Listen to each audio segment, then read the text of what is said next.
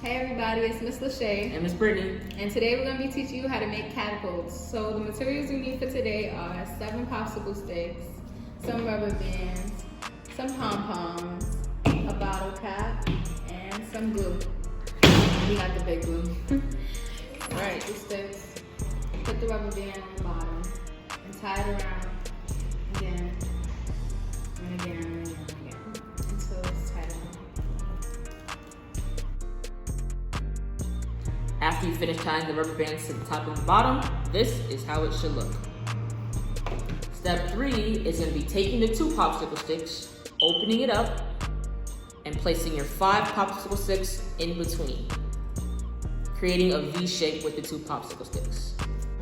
Now that it's secure in the middle, you're going to take your bottle cap, you're going to get your glue, and you're just going to take a little bit and put it right at the top of your catapult.